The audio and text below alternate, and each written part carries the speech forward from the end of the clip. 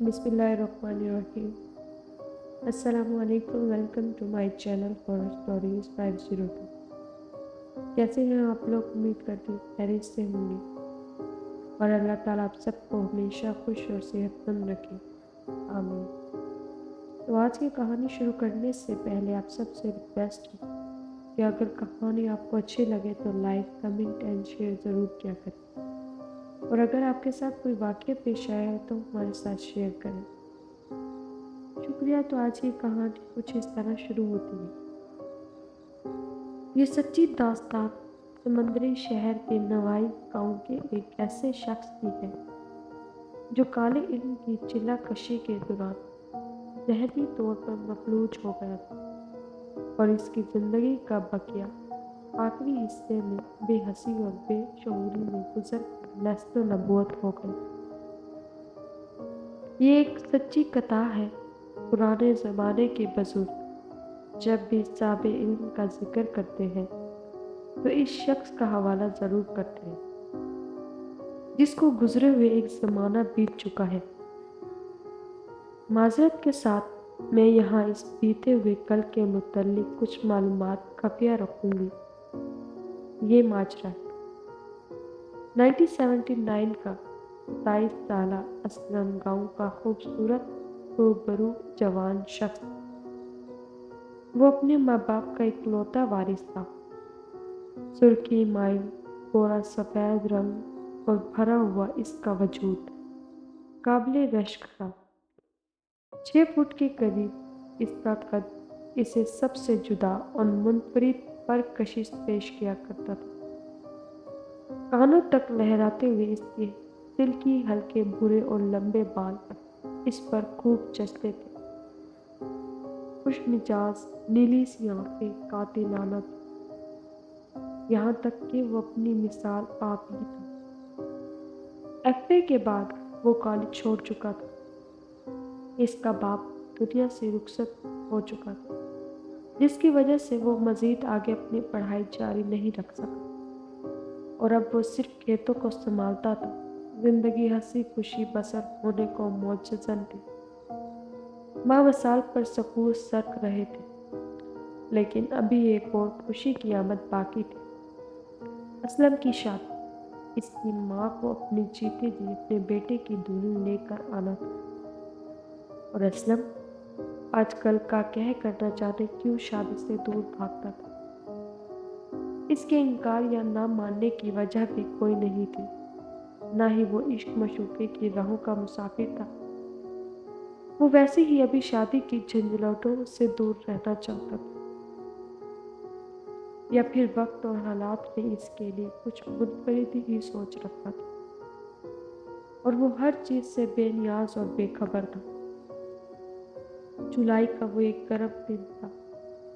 वक्त गुजरता हुआ सूरज के गर्म सुनहरी ढाल को अपने साथ मगरिब की ओर ले जा चुका था। सारे दिन की गर्मी इकट्ठी सिमट कर जिन्स में बदल चुकी थी। अर्जी रूह ताकत और जामिद से मालूम हो रही थी।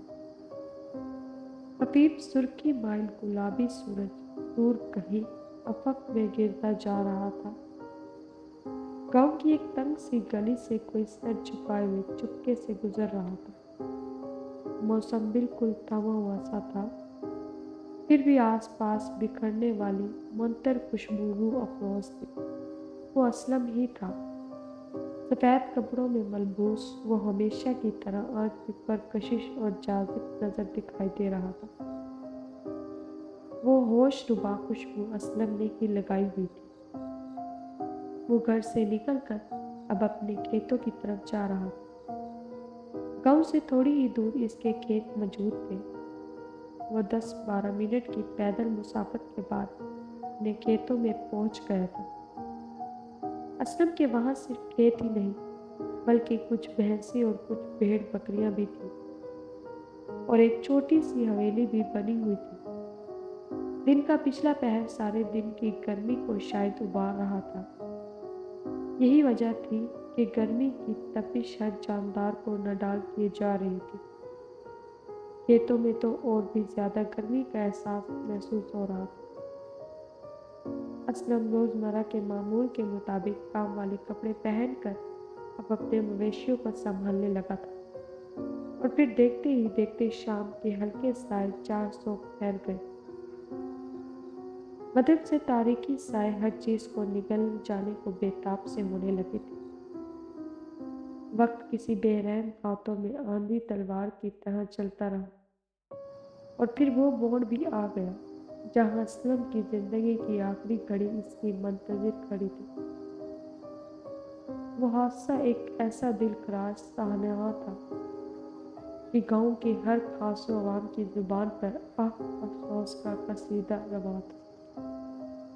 वो गर्मियों की ही एक गहरी तशवीशनाक शाम थी जब असलम एक ऐसे शख्स से मिला जो अपने इलाके में काले इल्म का माहिर था।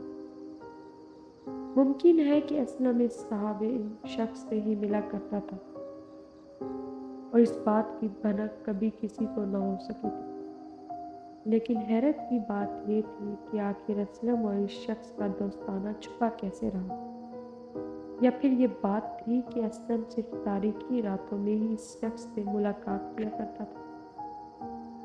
यही वजह थी कि असलम की ज़ाती मसरूफियात का किसी और को पता ही ना था, और पता चलता भी कैसे।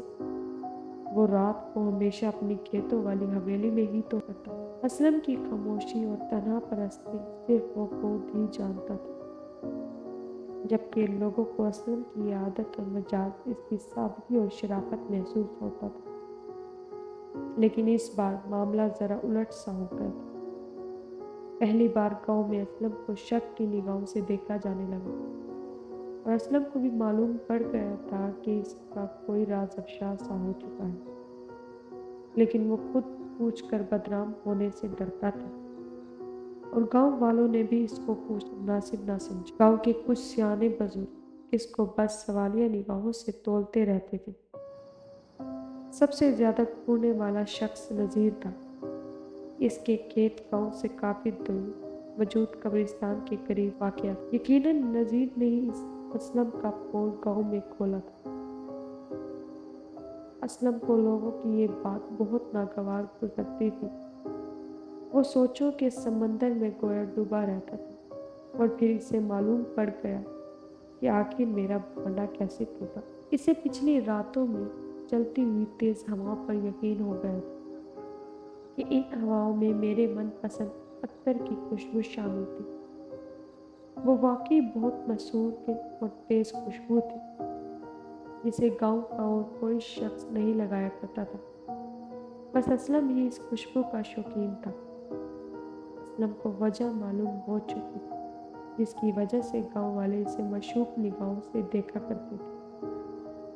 असलम हर चीज नजरअंदाज करके अपने मामूल में मसरूफ रहा और आखिरकार वो दिन भी तलू हो गया जब गांव के ही किसी शख्स ने गांव वालों को असलम के बारे में बताया, और फिर जिसने भी सुना वो कब्रिस्तान की तरफ दौड़ उठा।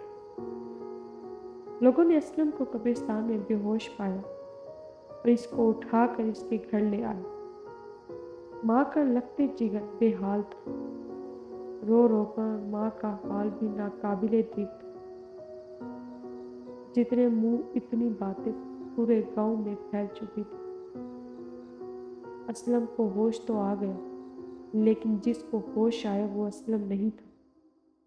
असलम तो बहुत सफाई पसंद और खुशबू में रहने वाला खूबसूरत नौजवान था, लेकिन ये वाला असलम कुछ और ही था। चेहरा गोया भयानक और बहुत कमजोर सा था। अपने ही हाथों से खुद के कपड़े फाड़ डालता था। खुद को ही अपने दांतों से काट कर लोहे लोहान कर दिया करता था। गांव के किसी फर्द को अपने पास नहीं आने देता था और अक्सर लोगों के पीछे लग जाया करता था। असलम के इस औलनाक किरदार की दहशत पूरे गांव में फैल चुकी थी। और फिर एक दिन कुछ जवान लड़कों ने असलम को किसी तरह काबू किया और इसके खेतों वाली हवेली में छोड़ आए। वहां इसके मवेशी थे। असलम एक डरा और दहशत से आसपास के खेतों वालों भी अपनी फसलों में काम नहीं जाते थे। ये सब अचानक ही हुआ था। اور لوگوں کو یہی شک تھا کہ اسلم رات کو قبرستان میں جاتا تھا، اس کو کسی اسیب کا سایہ ہو گئے، لیکن کسی کو یہ نہیں معلوم ہوا کہ آخر اسلم رات کے وقت قبرستان لینے کیا جاتا تھا۔ بات گھومتے گھومتے آخر امام مسجد تک جا پہنچے، اور پھر امام صاحب نے اپنے ہی طور پر اسلم کے حالات پر نظر ثانی کی۔ امام صاحب کسی سید پیر کو جانتے تھے۔ اسلم کی ماں سے اجازت طلب کر کے امام صاحب ایک دن اس پیر صاحب کو گاؤں میں لے آئے۔ وہ اسلم کے گھر اس کی ماں سے جا کر ملے اور اسلم کے حوالے سے بات چیت کی۔ پیر صاحب کے ساتھ امام مسجد اور گاؤں کے کچھ سیانے لوگ اسلم کے کھیتوں میں جا پہنچے۔ اسلم نے جیسے ہی لوگوں کو اپنی طرف آتے دیکھا، وہ زوردار چیخو پکار کرتا ہوا خود کو گویا نوچنے لگا۔ اسلم واقعی بہت کمزور اور ڈراؤنی سی حالت میں بدل چکا تھا۔ اسے دیکھتے ہی لوگوں کے دل اداس ہو کر رہ گئے تھے۔ ایک پھول جیسا انسان پرندہ رہ گیا تھا۔ وہ زندہ تو تھا مگر مردہ جیسا۔ پیر صاحب نے اسلم کے قریب جاتے ہی کچھ پڑھنا شروع کر دیا، اور پھر کچھ ہی لمحوں میں اسلم کسی مجسمہ جیسا بن گیا، بالکل خاموش اور ساکت۔ اسلم میں کوئی ہوائی مخلوق حاضر ہو چکی تھی، لیکن وہ بالکل خاموش تھی، بہت مطمئن اور پرسکون۔ کون ہو تم؟ پیر صاحب نے استفسار کیا۔ میں مہاکالی ہوں۔ اسلم کی بھاری اور گرفتار آواز گونجی، جسے سن کر باقی لوگ لرز کر رہ گئے، اور پیر صاحب گہری تشویشناک نگاہوں سے اسلم کو گھورتے رہے۔ کیوں اس بچے پر قبضہ کیا ہے؟ ایک بار پھر صاحب کی آواز آئی۔ اس نے مجھے تکلیف دی، غصہ دیا۔ اسلم میں حاضر ہوئی مہاکالی قدرے منتفع انداز میں بولی۔ اس بچے نے تمہارا کیا بگاڑا تھا؟ پیر صاحب نے دوبارہ سوال کیا، اور اسلم کو باغور دیکھنے لگے۔ یہ چلہ کشی کر کے مجھے اپنی قید میں رکھنا چاہتا تھا، میں نے اس کو ناکام کر دیا۔ ایک بھاری اور تنزیہ سی مسکراہٹ کے ساتھ اسلم نے جواب دیا۔ اس بار اسلم کے جواب پر وہاں موجود سبھی لوگ حیران ہو گئے تھے۔ اسلم کا اصلی سچ آج ثابت ہو گیا تھا۔ یہی وجہ تھی کہ آج اسلم مردہ زندگی میں جھول رہا تھا۔ اس کا جینا مرنا ایک برابر تھا۔ اس بچے سے غلطی ہو گئی ہے، اسے معاف کر دو اور اسے چھوڑ کر چلی جاؤ۔ پیر صاحب نے قدرے پرسکون انداز میں کہا، میں آپ کی عزت کرتی ہوں کیونکہ آپ صاحب عالم ہیں۔ ٹھیک ہے، میں چلی جاتی ہوں، لیکن میری ایک شرط ہے، اور میری شرط میں کوئی ترمیم نہیں ہوگی۔ شرط سن کر یہاں سے واپس لوٹ جانا، ورنہ میرے قہر یہ لڑکا برداشت نہیں کر پائے گا، اور آپ سب لوگ ذمہ دار ہوں گے۔ اسلم کی آواز کے ساتھ ساتھ عورت کی آواز بھی سنائی دی، جو اپنے فیصلے پر اٹل تھی۔ بولو، کیا شرط ہے؟ اسلم کے نتنوں سے گہری لمبی سانس خارج ہوئی، اور وہ اپنی دھنسی ہوئی بھیانک آنکھوں سے ہر شخص کو گھورنے لگا۔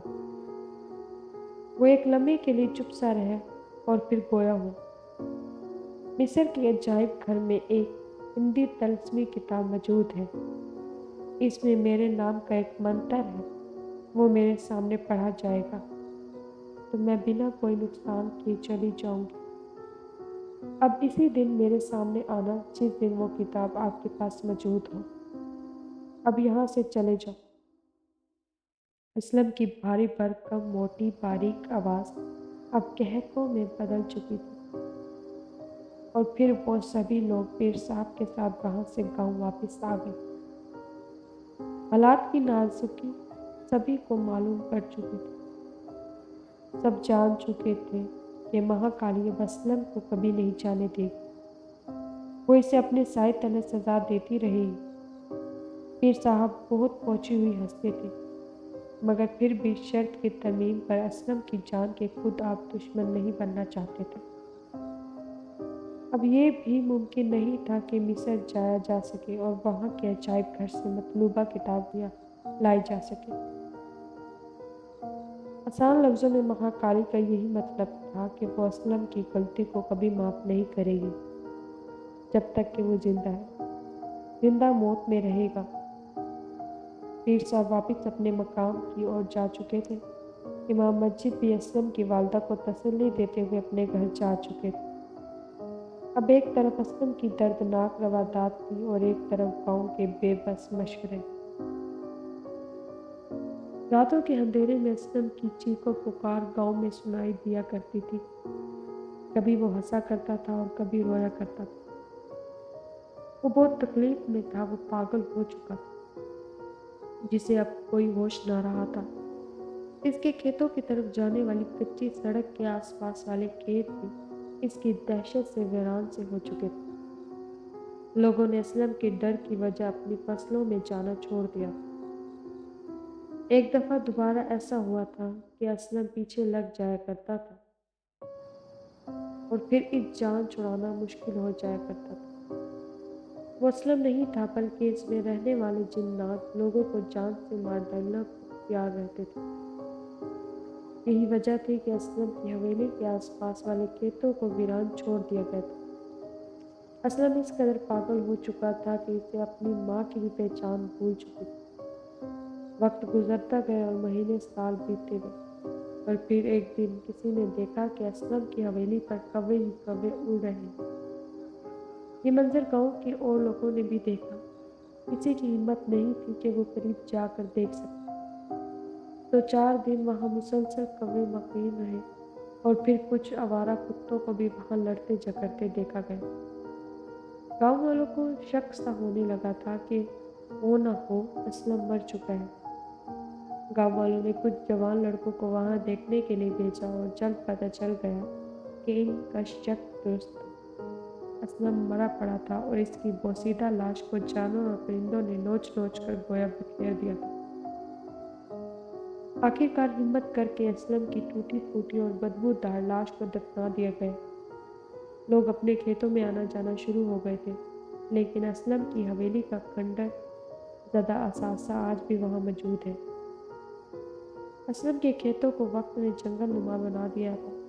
آج بھی راتوں کے اندھیرے میں اسلم کی اس کھنڈر زدہ حویلی میں رونے اور ہنسنے کی آواز آتی اور گاؤں میں خوفناک دہشت پھیل جاتی۔ اسلم کی ماں بھی اپنے بیٹے کی وفات کے بعد دنیا سے رخصت ہو چکی تھی۔